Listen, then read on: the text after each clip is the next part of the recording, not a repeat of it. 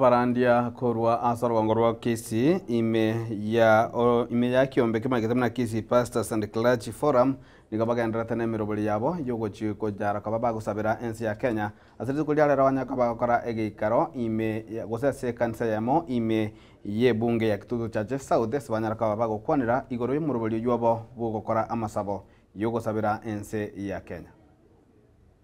Kama huu tuko na karfa ni kutangaza amani. Amen. Tunatangaza amani kwa serikali, tunatangaza amani kwa watu wa kawaida, tunatangaza amani kanisani. Hata watu wengine hatuna amani wengine. Kabla tujaambia wengine kuhusu amani, sisi wachungaji tuanze kuwa na amani. Kuombea serikali yetu ya Kenya. Hatuwezi kusema kwamba tuna rais, tuna governor, tuna wajumbe, tuna MCA na tuombee. Lakini tunapoombea ndivyo inakuwa neema ya Mungu kuombea na kuwakumbuka kwenye maombi yetu. Inatusaidia sana. Lengo letu ni kuwa kitu kimoja. Oneness ama singleness. Kitu cha maana sana. Sababu muda mwingi tumekuwa tukiwa kando hasa kuungana.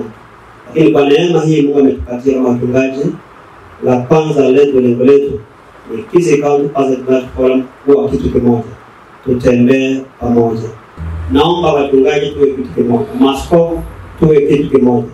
Ndio mambo sasa wakati wa upili afanye kazi. Kwa umoja tutazangusha nguvu za giza. Kwa umoja tutaharibu mipango ya giza. Iliza Kisii na wachungaji zaidi ya 2000. Lakini ndipo kuna mauaji kila siku. Ndio kuna wachawi wanachaa Kisii. Wahanga wanachaa Kisii hata kwa vibao vinaandika mtu anaandika ni mganga kutoka Moshi. Lakini ukienda nao unapata Kisii kutoka Kitutu.